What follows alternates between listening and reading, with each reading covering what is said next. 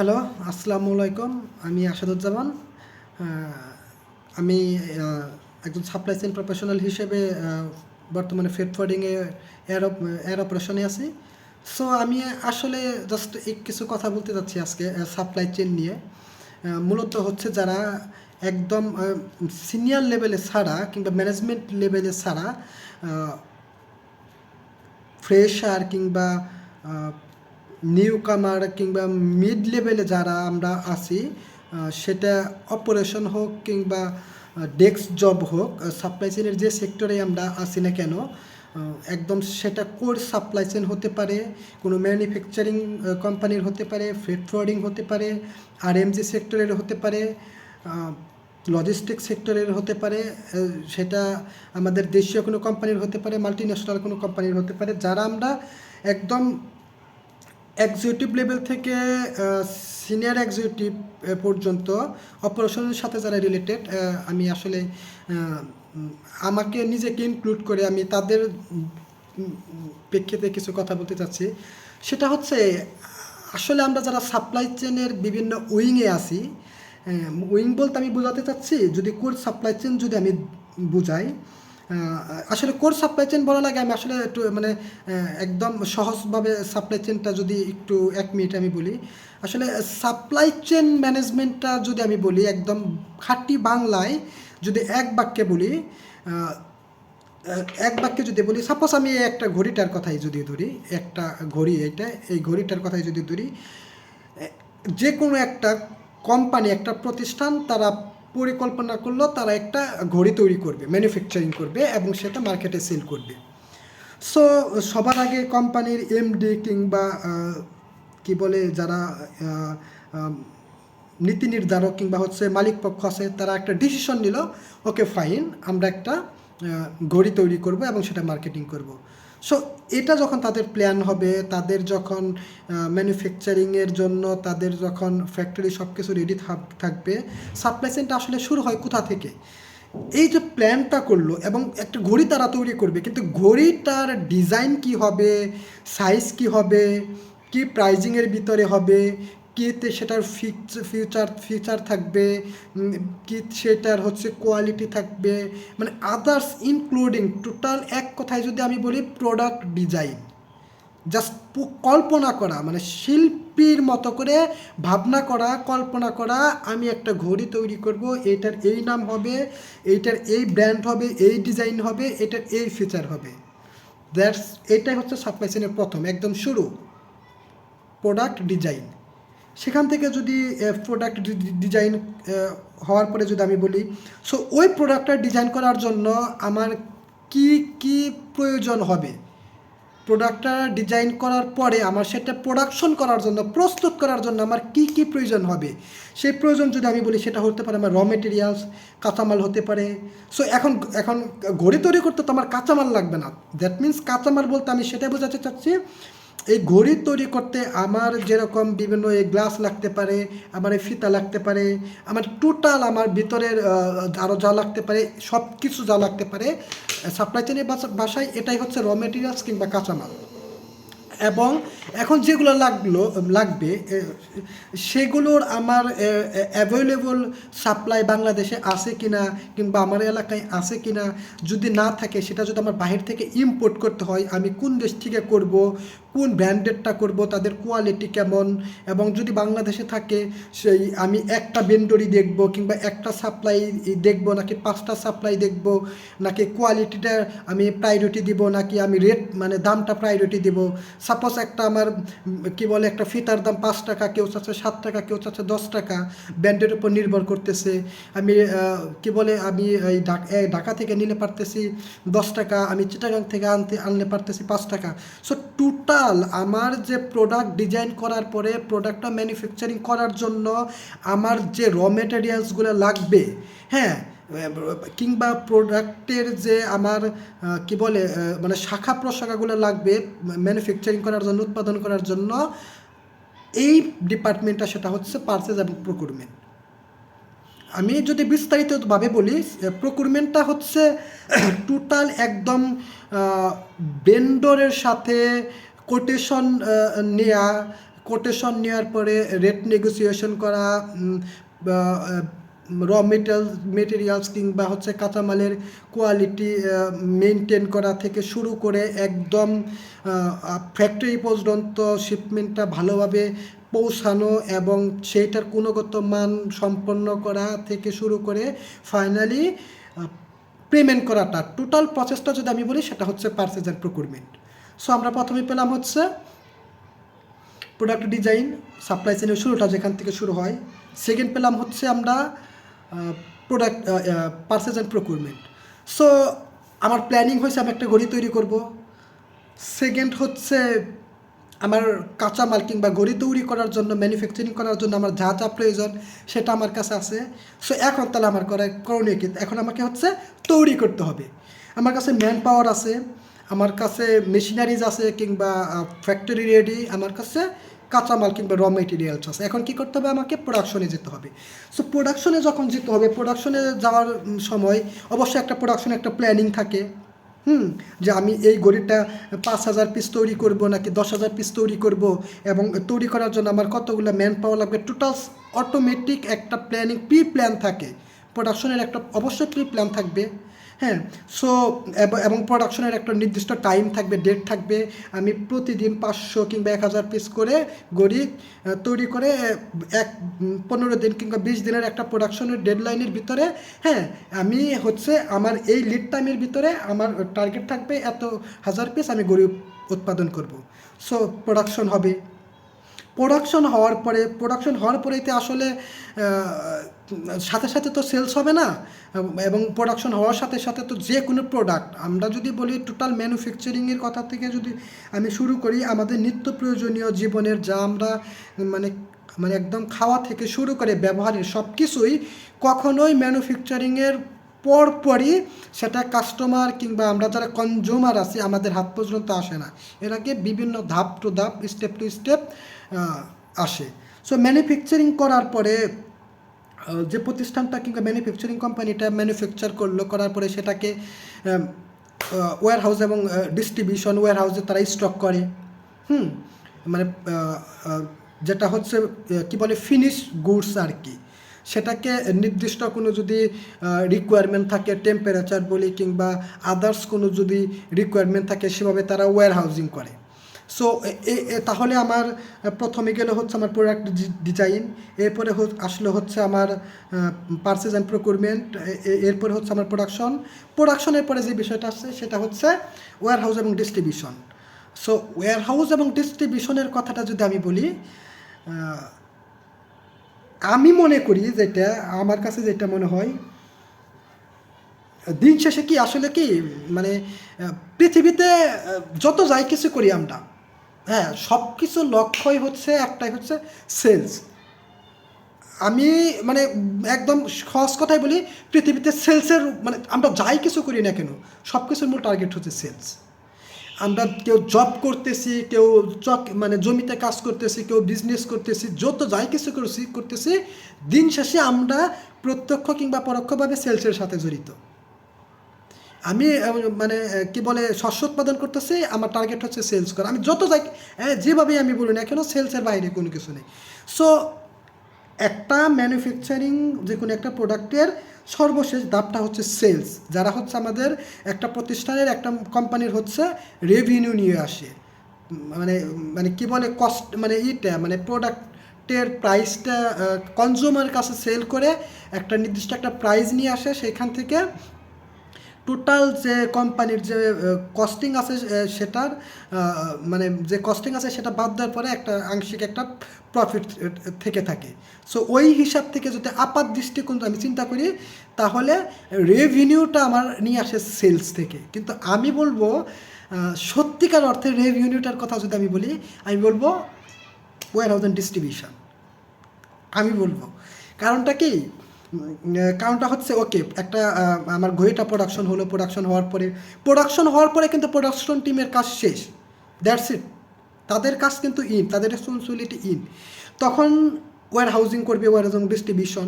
Warehousing করতেছে, এবং যদি কোনো ক্লারিফিকেশন থাকে, কোনো ধরন থাকে কোনটা আমার তার প্রথমে লাগবে, কিংবা কোনটা তার বেশি চাহিদা, কোনটা কম চাহিদা, এবং তার ইনভেন্টরি কী পরিমাণ লাগবে, ইনভেন্টরি কস্টটা কীরকম। আমি এত গভীরে যেতে চাচ্ছি না, আমি একদম সহজ বাংলায় বলতেছি। আমি সাপ্লাই চেনের বাসার থেকে আমি আসলে আমার যে দেশের যে নর্মালি যে মানে যেগুলোর সাথে আমরা ইউজ টু, আমি সেই মানে সেইভাবে বলতে চাচ্ছি। কারণ হচ্ছে মূলত আমরা যারা সাপ্লাই চেনের স্টার্টিংয়ে আছি, কিংবা এক্সিকিউটিভ লেভেল কিংবা সিনিয়র এক্সিকিউটিভ লেভেল আছি, তারা হয়তো বা আমরা এইগুলোর সাথে ভাষাগুলোর সাথে বেশি পরিচিত নাও হতে পারি। তো সেই জন্য আমি বলতেছি যে আমি ইনভেন্টরিগুলো, মানে আমার মজুদটা আমি কি পরিমাণ রাখবো, কতগুলো রাখবো, আমার মজুদটা হচ্ছে আমার মার্কেটের যে চাহিদা সেটার সাথে কতটুকু মানে সামঞ্জস্যপূর্ণ আছে, এই টোটাল বিষয়গুলো যদি বলি, টোটাল রেসপন্সিবিলিটি হচ্ছে ওয়্যারহাউস এবং ডিস্ট্রিবিউশনের। সো এবং এই ওয়্যারহাউস তার এমনও প্রোডাক্ট থাকতে পারে, এমনও হচ্ছে তার মানে ফিনিশ গুড থাকতে পারে যেটা হচ্ছে গত 6 মাস থেকে তার ওয়্যারহাউসে কিংবা তার গুদাম, বাংলায় যদি বলি ওয়্যারহাউসের বাংলায় যদি বলি গুদামে মজুদ আছে, কিন্তু সেটা সেলস হচ্ছে না। সো সেলস না হওয়ার কারণে একটা ওয়্যারহাউসের ভিতরে ওই স্পেসটা, স্পেসিফিক স্পেসটা, আমি সাপ্লাই চেনের বাসায় বলে সেটা ইনভেন্টরিটা, মানে সাপ্লাই চেনের বাসায় হচ্ছে যেইটার হচ্ছে কস্ট আসে, মানে সেটাই হচ্ছে ইনভেন্টরি। যার 1 পয়সা ভ্যালু আছে, যেটা একটা ভ্যালু ক্রিয়েট করতে পারে, এবং যে ভ্যালুটা একটা সার্টেন টাইমের পর এবং সেটা রিডাকশন হয় কিংবা কমতে পারে কিংবা বাড়তে পারে, সেটাই হচ্ছে সাপ্লাই চেনের ভাষায় হচ্ছে ইনভেন্টরি। সো ওই ইনভেন্টরিটা গত 6 মাস থেকে ওয়্যারহাউসের মজুত আছে কিংবা স্টক আছে, এবং 6 মাস থেকে সেটা সেলস হচ্ছে না। সেলস না হওয়ার কারণে, সেটা স্টক থাকার কারণে সেই ওয়্যারহাউসের ভিতরে সে একটা নির্দিষ্ট স্পেস ক্যারি করতেছে। হ্যাঁ, ক্যারি করার কারণে তার স্পেসের একটা কস্টিংটা, আমরা যদি বলি যে ক্যারিং কস্টটা, হোল্ডিং কস্ট যেটা সাপ্লাই চেনের বাসায় যদি বলি, হোল্ডিং কস্টটা দিন দিন বেড়ে যাচ্ছে। কারণ হচ্ছে নির্দিষ্ট স্পেসের ওইটাকে মানে হোল্ড করার কারণে ওইখানে আমি অন্য কোনো আমি ফিনিশ গুডস কিংবা কোনো ইনভেন্টরি রাখতে না পারার কারণে আমার স্পেসটা আমি সঠিকভাবে ইউটিলাইজ করতে পারতেছি না, এবং সেখানে আমার আদার্স ইলেকট্রিসিটি আছে, আদার্স যে হ্যান্ডেলিং মুভমেন্টের যে কস্টগুলো আছে, কিংবা হচ্ছে ওই রক্ষণাবেক্ষণের পরিষ্কারের যে কস্টিংগুলো আছে সেগুলো থেকে যাচ্ছে। এবং একটা সার্টেন টাইম পর যাওয়ার পরে সেটা যখন আমার প্রোডাক্টটা যখন ডেড ওভার হয়ে যাচ্ছে, সেটা ডেড ইনভেন্টরি হিসেবে পরিণত হচ্ছে। পরবর্তীতে সেটা আমাকে আবার ডিসপ্লয় করা হচ্ছে, মানে নিষ্ক্রিয় করা প্রয়োজন হচ্ছে। সো এই যে টোটাল প্রসেসটা, সো রেভিনিউর কথা যদি বলি, একটা ম্যানুফ্যাকচারিং কোম্পানির টোটালটাই হচ্ছে, আমি যদি বলি একদম অপারেশনের কথা যদি বলি, সেটা হচ্ছে ডিপেন্ডেন্ট হচ্ছে আপনার ওয়্যারহাউস এবং ডিস্ট্রিবিউশনের ক্ষেত্রে। এবং ওয়্যারহাউসের কথা যদি আমি বলি, যে সাপোজ প্রোডাকশন হওয়ার পরে এমন একটা প্রোডাক্ট যেটা হচ্ছে আমার আগামীকাল আমার ডেলিভারি হবে, আমাকে কনজিউমারের কাছে পৌঁছে দিতে হবে। আরেকটা প্রোডাক্ট সেটা হচ্ছে আমার 7 দিন কিংবা 10 দিন পরে আমার কনজিউমারের কাছে পৌঁছে দিতে হবে। সো কোন শিপমেন্টটা, কোন আমার প্রোডাক্টটা, ইনভেন্টরিটা আমি সামনে রাখবো কিংবা পিছনে রাখবো, হ্যাঁ। সো এইগুলা হচ্ছে একজন ওয়্যারহাউস কিংবা ডিস্ট্রিবিউশন যারা রেসপন্সিবল পার্সন আছে, তাদের মানে অপারেশনের তাদের হচ্ছে দক্ষতা। এবং ডিস্ট্রিবিউশনের কথা যদি বলি, ডিস্ট্রিবিউশনটা হয় কি, আসলে কি ডিস্ট্রিবিউশনটা হচ্ছে মূলত হচ্ছে সেলসের সাথে রিলেটেড। সেলস টিম তাদের যেভাবেই হোক তারা সেলস ক্রিয়েট করতেছে, সেলস নিয়ে আসার পরে সেটা নেগোসিয়েশন করে, কনজিউমারের সাথে নেগোসিয়েশন করে একটা তারা হচ্ছে ডেলিভারি ডিও ক্রিয়েট করতেছে, এবং একটা অ্যাপয়েন্টমেন্ট নিচ্ছে কোন দিন কনজিউমারের শিপমেন্টটা তার কাছে পৌঁছে দিতে হবে। সেটা তারা ডিস্ট্রিবিউশনের কাছে 1 দিন 2 দিন কিংবা একটা সার্টেন টাইম পূর্বে পাঠিয়ে দিচ্ছে। হ্যাঁ, ডিওটা যদি বলি ডেলিভারি অর্ডার, যে আমার এই প্রোডাক্ট এত পিস, এত কার্টন কিংবা এই কোয়ান্টিটি এই ডেলিভারি লোকেশনে এই টাইমের ভিতরে পৌঁছে দিতে হবে, সেটা ইনশিওর করতেছে ওয়্যারহাউস এবং ডিস্ট্রিবিউশন টিম। ওয়্যারহাউস থেকে লোডিংয়ের মাধ্যমে কোয়ালিটি এবং কোয়ান্টিটি আমি ওয়্যার হাউস এবং ডিস্ট্রিবিউশনের কথা যদি বলি, মোস্ট ইম্পর্টেন্ট যে থিং সেটা হচ্ছে কোয়ালিটি এবং কোয়ান্টিটি 100%, হ্যাঁ, অ্যাকুরেসিটি মানে মেনটেন করতে হবে, এর কোনো বিকল্প নাই। 1000 পিস যদি আমার অর্ডার থাকে, দ্যাট মিনস আমাকে 1000 পিসই ডেলিভার করতে হবে। আমি 1 পিস যদি বেশি দেই, মানে লোড করি, আমার প্রতিষ্ঠানের লস। 1 পিস কম যদি আমি লোড করি, সেটা হচ্ছে কাস্টমারের ফিডব্যাক আমি পাবো।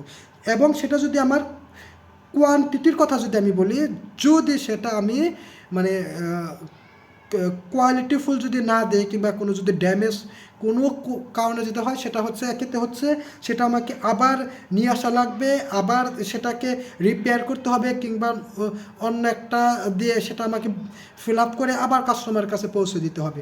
সো সেইখানে আমার প্রোডাক্টের কস্ট আমার যাচ্ছে, লস হচ্ছে। আমার ট্রান্সপোর্টেশন কস্ট যেটা আমি ডেলিভার করতেছি সেই সময় লাগতেছে, এবং আমার কাস্টমার সার্ভিসের যে নেগোসিয়েশন আছে সেটার আমার কস্ট লাগতেছে। আবার আমার কি বলে কনসাইনির কাছ থেকে, কনজিউমারের কাছ থেকে, ভোক্তার কাছ থেকে আমার আবার মানে ওয়্যার হাউস কিংবা ডিস্ট্রিবিউশন সেন্টারে আমাকে ফ্যাক্টরিতে নিয়ে আসতে হচ্ছে, এবং সেটাকে আবার রিপ্যাক করে কিংবা অন্য একটা দিয়ে রিপ্লেস করে সেটাকে আবার পাঠাতে হচ্ছে।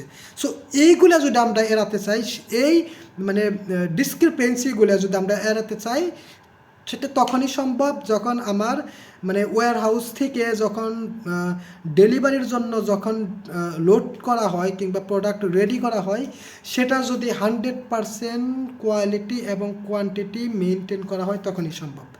সো সাপ্লাই চেনের প্রোডাক্ট ডিজাইন গেল আমার, এরপরে হচ্ছে আমার পারচেজ অ্যান্ড প্রকিউরমেন্ট গেল, এরপরে হচ্ছে আমার প্রোডাকশন গেল, এরপরে ওয়্যার হাউস অ্যান্ড ডিস্ট্রিবিউশন গেল। এরপরে যদি বলি ট্রান্সপোর্টেশন কিংবা লজিস্টিক যেটাই বলি না কেন, ট্রান্সপোর্টেশনটা কেন গুরুত্ব বলবো, আসলে ট্রান্সপোর্টেশনটা হচ্ছে সাপ্লাই চেনের তালিকা শক্তি। আর তালিকা শক্তি কেন বললাম, আসলে এখনকার যে সাপ্লাই চেন মানে টোটাল একদম সাপ্লাই চেনের শুরু যখন থেকে শুরু হয়েছে 1800 দশক থেকে, সেটা সাপ্লাই চেনটা মূলত শুরু হয়েছিল ব্রিটিশ মানে ইংল্যান্ডের মেবি হচ্ছে ওদের ডিফেন্সের ওদের যে ইগুলা থাকে, ডিফেন্সের যে যুদ্ধ অস্ত্র টস্ত্র এইগুলা স্থানান্তর করা ওইখান থেকেই শুরু হয়েছিল।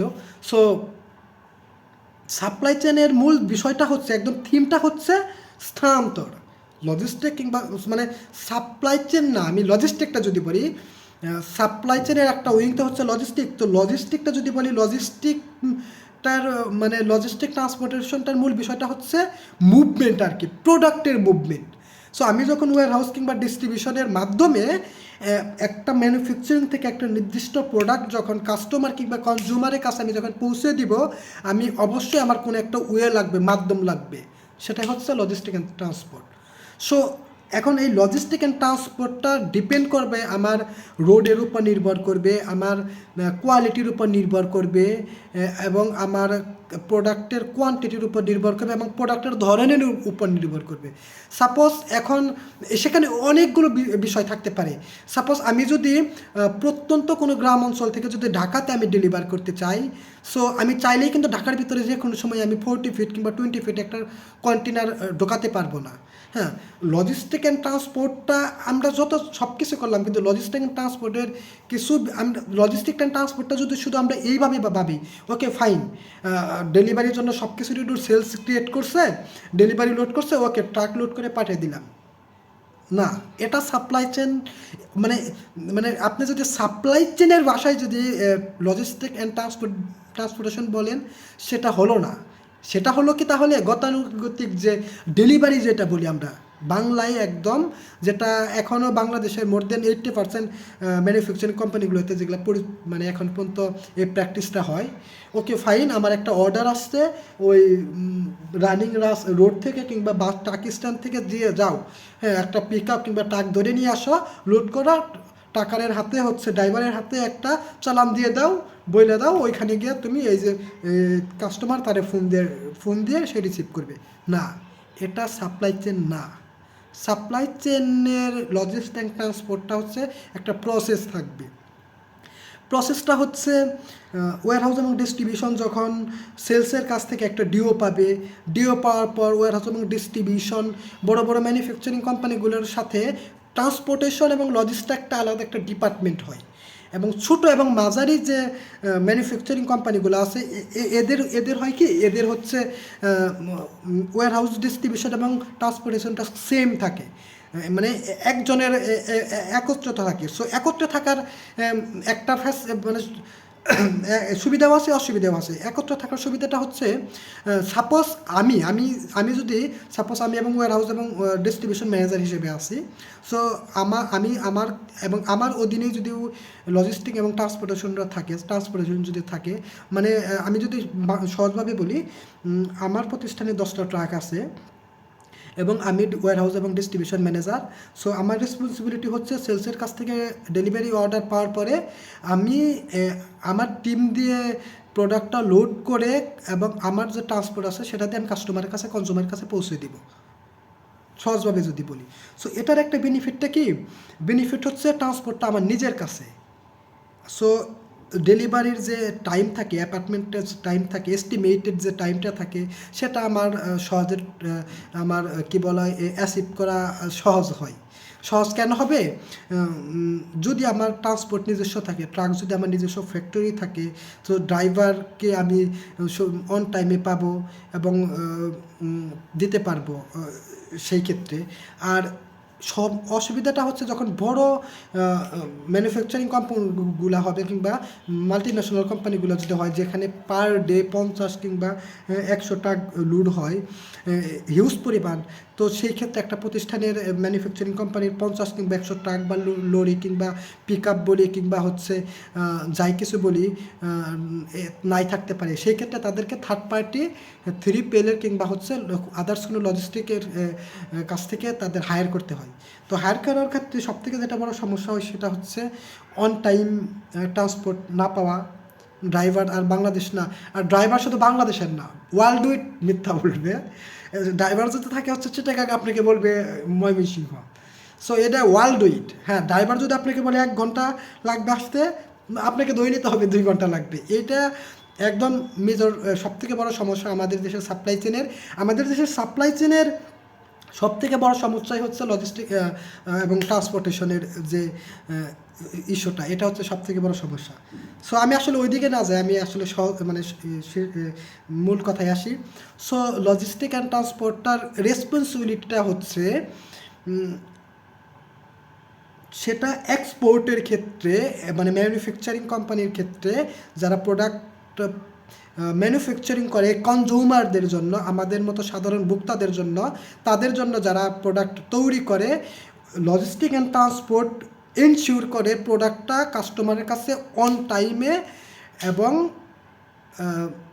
পৌঁছে দেওয়া, অন টাইমের ভিতরে পৌঁছে দেওয়া। এবং সেখানে এনশিওর করতে হবে লজিস্টিক এবং ট্রান্সপোর্ট টিমকে অন টাইম ডেলিভারি থাকতে হইব,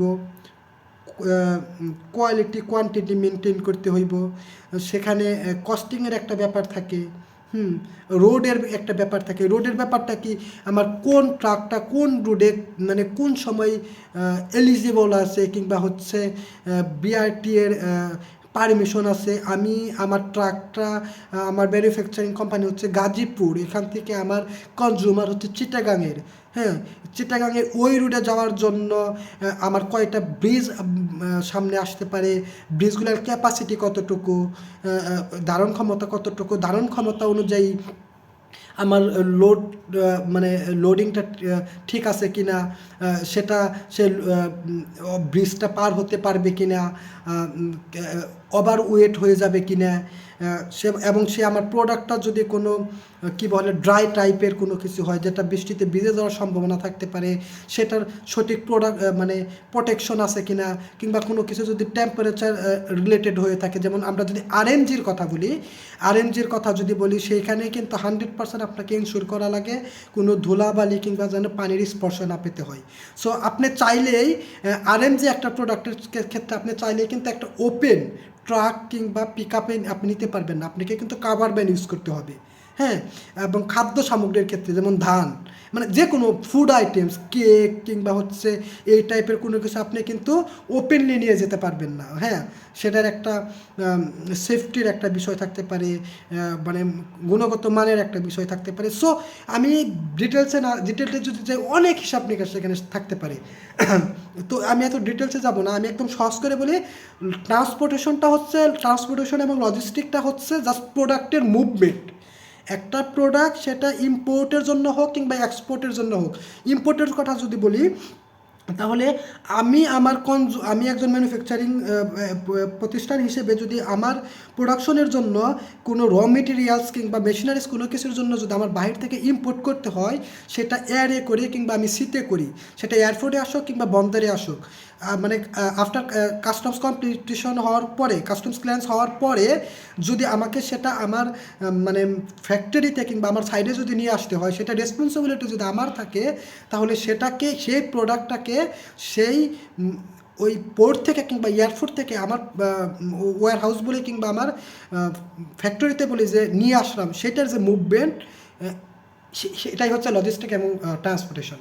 আর যদি এক্সপোর্টের কথা বলি, সেটা বাহিরের দেশ হইতে পারে, ইন্টারন্যাশনালি হইতে পারে কিংবা ন্যাশনাল হইতে পারে। ন্যাশনাল যদি হয় যে বাংলাদেশের যে 18-20 কোটি মানে আমরা জনগণ আছি, মানুষ আছি, এই সমস্ত কনজিউমারকে উদ্দেশ্য করে, লক্ষ্য করে যে প্রোডাক্টগুলো তৈরি করা হয়, সেইগুলা যখন কোনো ডিলার, রিটেলার কিংবা খুচরা বিক্রেতার কাছে পৌঁছে দেওয়া হয় ফ্যাক্টরি থেকে কিংবা ম্যানুফ্যাকচারিং প্রতিষ্ঠান থেকে, সেইটার যে ট্রান্সপোর্টেশনটা, সেটা হচ্ছে ডোমেস্টিক। আর ইন্টারন্যাশনালি যদি বলি, সাপোজ আমার বাহিরের কোনো একটা ভায়ার, তার একটা শিপমেন্ট আমাকে এয়ারে কিংবা সিতে পৌঁছে দিতে হবে, এবং সিতে পৌঁছে দেওয়ার জন্য আমাকে পোর্টে কিংবা এয়ারপোর্টে আমার শিপমেন্টটা পৌঁছে দিতে হবে। সেই পৌঁছে দেওয়ার জন্য শিপমেন্টটার যে মুভমেন্ট, সেটা হচ্ছে logistic and transportation. So product design, supply চেনের মূল শুরু, purchase and procurement, production, warehouse এবং ডিস্ট্রিবিউশন, লজিস্টিক অ্যান্ড ট্রান্সপোর্টেশন। আর আরেকটা বিষয়, সেটা হচ্ছে কাস্টমার সার্ভিস অ্যান্ড ডকুমেন্টেশন বলে, যে সেটা মানে আমি কিছুটা বাহিরে রাখবো আর কি। এবং রিটার্ন, এটা কেন বললাম, আসলে মানে সাপ্লাই চেনের কাছে একটা কনজিউমারকে আমরা একবার ভাববো না, একটা কনজিউমারকে আমরা আনলিমিটেড ভাববো, মানে লাইফ টাইম হিসেবে ভাববো। কেন ভাববো? আমার একটা মানে কনজিউমারের কাছে আমি আমার একটা প্রোডাক্ট শুধু একবার সেল করব না, লাইফ টাইম তার কাছে সেল করব যতবার তার প্রয়োজন, এবং তার আশেপাশের তার যত প্রয়োজন। আমার সাপ্লাই চেনের টার্গেট হচ্ছে এইটা। সাপ্লাই চেনের কাছে একটা কাস্টমার কাছে একবার একটা প্রোডাক্ট সেল করব না, সেটা রিপিটেডলি হবে, সেটা একটা সার্কুলেশন থাকবে, ঘটতে থাকবে। হ্যাঁ, স্টেপ টু স্টেপ, প্রয়োজনের পরবর্তীতে স্টেপ টু স্টেপ হতে থাকবে। তো সেই ক্ষেত্রে আমাদের দেশে নর্মালি হয় কি, ওকে আমি একটা প্রোডাক্ট আমি একটা কাস্টমারের কাছে সেল করছি, পৌঁছে দিছি, দ্যাটস ইট, আমার প্যারা নাই ভাই, আমি প্রোডাক্ট তোমাকে দিচ্ছি, আমি টাকা পাইছি, তার মানে আমার প্রফিট হয়েছে, শেষ। আমাকে এখন নতুন কাস্টমার ধরতে হইবে। ভাই তুমি এখন প্রোডাক্ট সঠিকভাবে ব্যবহার করতে পারো কিংবা না পারো, প্রোডাক্টের কোয়ালিটি তুমি ভালো পাও কিংবা ড্যামেজ পাও, কিংবা তুমি প্রোডাক্ট কীভাবে ব্যবহার করতে হইব, তুমি দিক নির্দেশনা পাও বা না পাও, এটা আমার হেডেক না। হ্যাঁ, আমাদের দেশের এখন পর্যন্ত 80% কালচারটা হচ্ছে এই রকম। কিন্তু সাপ্লাই চেনের কথা হচ্ছে, মূল ফোকাসটা হচ্ছে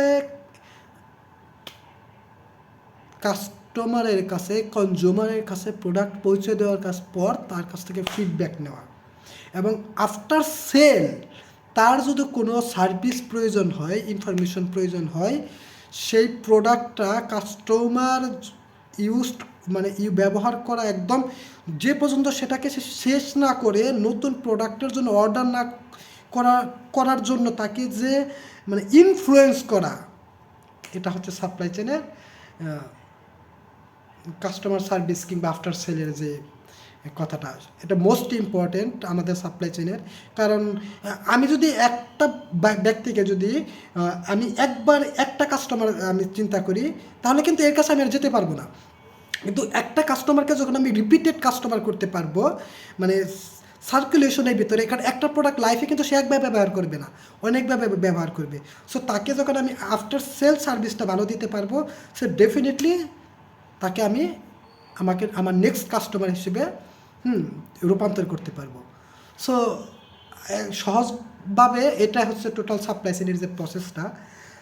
তো এখন কথা হচ্ছে, আমরা যারা আছি বাংলাদেশে, আমি যদি বলি যারা সাপ্লাই চেইনে আছি, আমাদের সবথেকে বড় সমস্যা হচ্ছে যে সেক্টরে থাকি না কেন, স্টোরে থাকি কিংবা ইনভেন্টরি থাকি, ওয়্যারহাউস ডিস্ট্রিবিউশন থাকি কিংবা প্রোডাকশনে থাকি কিংবা প্রকুরমেন্টে থাকি কিংবা প্ল্যানিংয়ে থাকি, যেখানেই থাকি না কেন, কিংবা সেলসেই থাকি, আমাদের মূল সমস্যা হচ্ছে আমাদের মোর দেন 90% হচ্ছে আমরা অন্য ব্যাকগ্রাউন্ড থেকে আসা। এটা মূল সমস্যা। আরেকটা কথা হচ্ছে, একাডেমিকভাবে বাংলাদেশের সাপ্লাই চেইনের ওইরকম কোনো প্র্যাকটিস নাই, টু বি অনেস্ট। একাডেমিকভাবে ওই রকম কোনো প্র্যাকটিস নেই। সো তার মানে কি, আমরা কি ইন্টারন্যাশনাল যে মেইন একটা মানে লেভেল আছে, স্ট্যান্ডার্ড আছে, সেটাকে আমরা মেনটেন করবো না? আমরা কি সাপ্লাই চেইন শিখবো না? অবশ্যই শিখবো। আমরা কি সাপ্লাই চেইন জানবো না? অবশ্যই জানবো। কেন জানবো না? সো এখন আমরা যারা মানে সাপ্লাই চেইনের বিভিন্ন উইংয়ে কাজ করতেছি, বিভিন্ন ম্যানুফ্যাকচারিং কোম্পানি হোক কিংবা হচ্ছে মাল্টিন্যাশনাল কোম্পানি হোক কিংবা ফ্রেট ফরওয়ার্ডিং হোক, লজিস্টিক হোক, শিপিংয়ে হোক, সো এখন আমাদের যারা করণীয়, আমরা তো একটা গতানুগতিক ধারায় চলে আসতেছি, শিখতেছি, করতেছি, যেভাবে পরিচালিত হচ্ছে মানে দেখে আসছি, পরিচালিত হচ্ছে। তো এখন আমাদের সেইখান থেকে কি আমাদের নিজেকে বুস্ট আপ করতে হবে, বিল্ড আপ করতে হবে। কি বিল্ড আপ করতে হবে? সাপ্লাই চেন সম্পর্কে আমাকে স্টাডি করতে হবে। সাপ্লাই চেন সম্পর্কে আমাকে প্রফেশনাল কোনো আমাকে স্কিল বিল্ড আপ করতে হবে।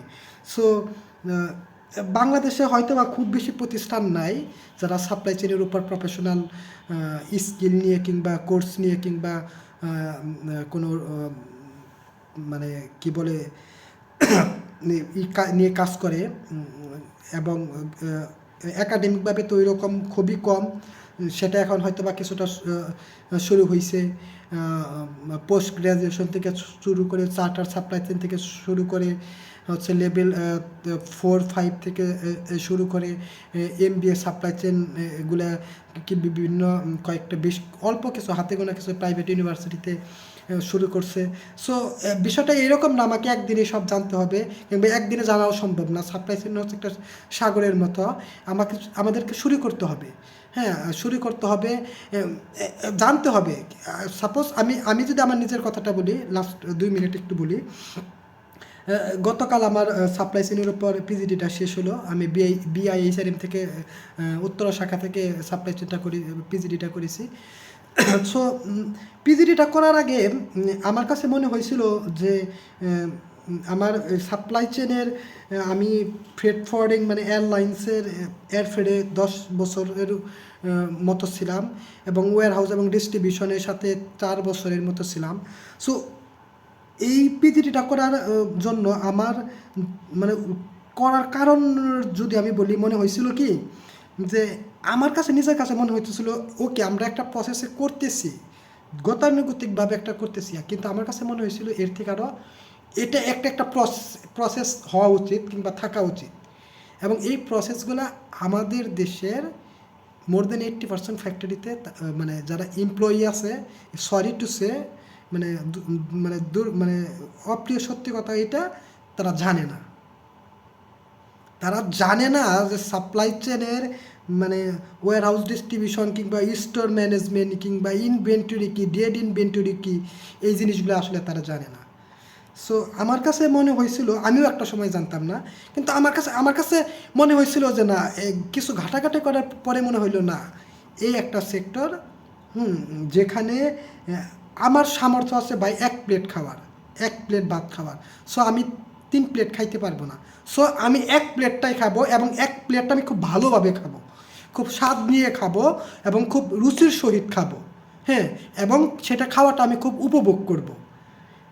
আমি জানি আমার হয়তো বা অনেক ভালো এডুকেশনাল ব্যাকগ্রাউন্ড নাই থাকতে পারে, অনেক ভালো মেধাবী আমি নাই থাকতে পারি, কিন্তু এই একটা sector supply chain core supply chain একদম টোটাল যে 5-6টা উইং, কিংবা আমি এখন যে সেক্টরে আছি এয়ার ফ্রেট কিংবা ফ্রেট ফরওয়ার্ডিংয়ে আছি, বা এই জিনিসটা আমার মাথায় ধরতেছে, এই জিনিসটাতে আমি ভালো, এই জিনিসটাতে এক্সপার্ট। হয়তো বা আমি একাডেমিতে আমার 80+ মার্ক নাই থাকতে পারে, কিংবা আমার হয়তো বা ওই রকম কি বলে কমিউনিকেশন স্কিল বলি, কিংবা পেশাদারিত্বের যে আউটলুকটা সেটা নাই থাকতে পারে, কিন্তু এই যে এইখানে মানে সাপ্লাই চেন এই জিনিসটা ভাই আমার মাথায় ধরছে, এটা আমাকে করতে হইব। সো আসলে ওইখান থেকে আমার পিজিটিটা করা। সো পিজিটিটা করা মানে বিষয়টা এখানে না, এটা শেষ না কিংবা থেমে যাওয়া না। আমি মনে করি কি এখন একটা ট্র্যাকে আসলাম, রাইট, একটা ট্র্যাকে আসলাম। সাপ্লাই চেনের যে মানে মূল যে থিম, হ্যাঁ আমি একটা অন দ্য ট্র্যাক হলাম, এখন অন দ্য ট্র্যাকে আছি। আর ওকে, সামনে আরও অনেক কিছু হবে, দেখা যাক কতটুকু কি হয়। সো আমি শুধু লাস্টে একটা কথা বলবো, মানেন আর না মানেন, আগামী 5 বছর পর বাংলাদেশের সবথেকে মোস্ট ডিমান্ডেবল জব হইব সাপ্লাই চেন সেক্টরে, সবথেকে মোস্ট ডিমান্ডেবল। আমি তো বলতেছি আগামী 5 থেকে 7 বছর পরে হবে। ওয়ার্ল্ড যদি চিন্তা করেন, সারা পৃথিবীতে সবথেকে মোস্ট ডিমান্ডেবল সেক্টর হচ্ছে এই সাপ্লাই চেন ম্যানেজমেন্ট। আর আগামী 20 বছরের কথা যদি বলি, এখন যেভাবে এআই চলে আসছে, প্রযুক্তি যেভাবে চলে আসছে, দিন শেষে না আপনি অনেক সেক্টরে জব আপনি দেখবেন যে মানুষের হাত থেকে চলে যাবে। সাপ্লাই চেন আর ইঞ্জিনিয়ারিং, এই দুইটার ক্ষেত্রে আপনাকে হিউম্যান মানে টাচ লাগবে। এই দুইটাতে আপনি সাপ্লাই চেনটা হচ্ছে আপনাকে ইমপ্লিমেন্ট করতে হবে, সাপ্লাই চেন আপনাকে নতুন আইডিয়া ক্রিয়েট করতে হবে। 2025 সালের সাপ্লাই চেন এই না, হ্যাঁ আপনি গতানুগতিকভাবে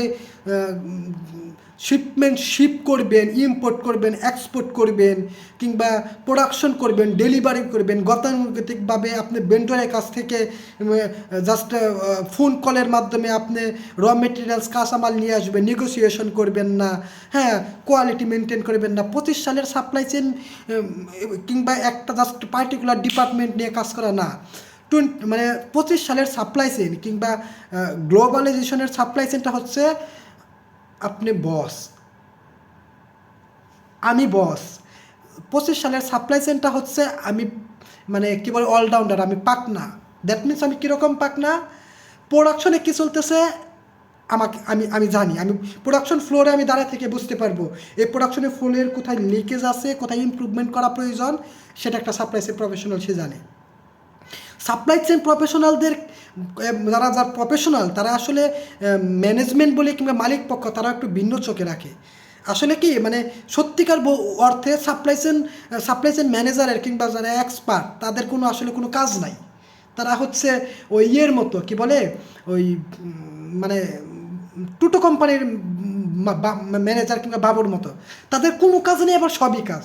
কীরকম, প্রোডাকশনের ফ্লোর এসে যাচ্ছে, প্রোডাকশন দেখতেছে, ঘুরতেছে ফিরতেছে, বাস মানে সবাই ভাবতেছে সে জাস্ট দেখতেছে, কিন্তু না। নর্মালি কিন্তু কী হয়, একটা প্রোডাকশন ম্যানেজার সে শুধু জানে প্রোডাকশন কীভাবে হয়, কিন্তু একটা সাপ্লাই চেইন ম্যানেজার সে জানে প্রোডাকশন কীভাবে হয়, একটা সাপ্লাই চেইন ম্যানেজার জানে ওয়ারেজ এবং ডিস্ট্রিবিউশন কীভাবে হয়, একটা সাপ্লাই চেইন ম্যানেজার জানে স্টোর এবং ইনভেন্টরি কীভাবে কোন প্রসেসে জানে, একটা সাপ্লাই চেইন ম্যানেজার কিংবা প্রফেশনাল জানে লজিস্টিক এবং ডিস্ট্রিবিউশন কীভাবে চলে, এবং একটা সাপ্লাই চেইন প্রফেশনাল জানে ডকুমেন্টেশনগুলো কী, কাস্টমার সার্ভিসগুলো কী, LC, bill of lading, invoice, চালান থেকে শুরু করে যে টোটাল যে প্রসেসগুলো আছে, কোনটা কোথায় জন্য আটকে যেতে পারে, কাস্টমস ক্লিয়ারের জন্য কি প্রসেসগুলো, হ্যাঁ কমার্শিয়াল থেকে শুরু করে সিএনএফ থেকে শুরু করে টোটাল যে প্রসেস, হ্যাঁ আমি এই জন্য বলি সাপ্লাই চেন প্রফেশনাল কিংবা সাপ্লাই চেন ম্যানেজারকে আমি বলি পণ্ডিত। এবং আপনি যদি সাপ্লাই চেন এক্সপার্ট হইতে চান, আপনাকে ভাই পণ্ডিত হইতে হইব। আপনাকে সব জানতে হইব। আপনাকে ওয়্যার হাউস জানতে হইব, ডিস্ট্রিবিউশন জানতে হইব, প্রোডাকশন জানতে হইব, ইম্পোর্ট জানতে হবে, এক্সপোর্ট জানতে হইব, শিপিং জানতে হইব, আপনার সমুদ্রপথে কীভাবে শিপমেন্ট ইম্পোর্ট করবেন, এক্সপোর্ট সেটা আপনার জানা থাকতে হইব, এয়ারপথে কীভাবে জানতে হইব, আপনাকে এয়ারলাইন্সের সাথে নেগোসিয়েশন জানতে হইব, এলসি কীভাবে ওপেন করতে জানতে হইব, আপনাকে এলসি কীভাবে এলসি জানতে হবে, আপনাকে কমার্শিয়াল ইনভয়েস টোটাল জানতে হইব ভাই। হ্যাঁ, ইভেন আপনার লোডার কীভাবে লোড করতেছে এবং তার হাতের এবং আপনি তার প্রত্যেকটা টাস্কে আপনার প্রোডাক্টের কোয়ালিটিটা মেনটেন হচ্ছে কি না, সে কীভাবে লোড করতেছে আনলোড করতেছে, এটা আপনাকে দাঁড়িয়ে থেকে আপনার রিয়েলাইজ করতে হইব। আপনার ওয়্যার হাউসে দাঁড়িয়ে থেকে আপনার জাস্ট আপনার গুডসের প্রতি দিকে কিংবা আপনার কার্গোর দিকে দাঁড়িয়ে আপনার বুঝতে হইব, আপনাকে রিয়েলাইজেশন করার এই ক্ষমতা থাকতে হইব যে আমার এই প্রোডাক্টের এই শিপমেন্টের এই অবস্থা, এটা আমার মানে আপনাকে মানে ফার্স্ট আউট এই প্রসেসগুলো আপনাকে বুঝতে হইব, জানতে হইব। তো সাপ্লাই চেইন প্রফেশনাল মোট কথা আপনাকে পণ্ডিত হইব, মানে অল ইন ওয়ান হইতে হইব। এটাই হচ্ছে সাপ্লাই চেইন ম্যানেজমেন্টের টোটাল একদম বেসিক যে থিম কথাটা। সো আমি চেষ্টা করব সামনে আরও আস্তে আস্তে সাপ্লাই চেইন এবং আমার যে সেক্টরটা এয়ারফ্রেড অপারেশন, ফ্রেড ফরওয়ার্ডিংয়ের কিংবা সাপ্লাই চেইনের যে বিভিন্ন সেক্টরগুলো আছে, বিভিন্ন ছোটো ছোটো যে ইস্যুগুলো আছে, যেগুলো বেসিক্যালি আমাদের ম্যানুফ্যাকচারিং কিংবা হচ্ছে আমাদের দৈনন্দিন কাজে যেগুলো প্রয়োজন হয়, আমি আমার আমি যতটা না থিওরিক্যালি শিখছি, আমি তার থেকে বেশি বাস্তব ক্ষেত্রে আমি শেখার সুযোগ হয়েছে, কারণ আমি একদম শূন্য থেকে শুরু করে আসছি। সো আমি আমার অভিজ্ঞতাগুলো শেয়ার করার চেষ্টা করব এবং মানে গ্লোবালাইজেশনের সাপ্লাই চেইন প্র্যাকটিসটা আমরা কীভাবে করতে পারি, বিশেষ করে অপারেশনের ক্ষেত্রে, ফিল্ড অপারেশন, ফিজিক্যাল অপারেশনের ক্ষেত্রে, এবং সেগুলোর সাথে ডকুমেন্টেশনগুলো কীভাবে আমরা হচ্ছে ইমপ্লিমেন্ট করতে পারি, এই প্রসেসগুলো নিয়ে আমার স্টেপ টু স্টেপ আমি কথা বলার চেষ্টা করব। ধন্যবাদ সবাইকে।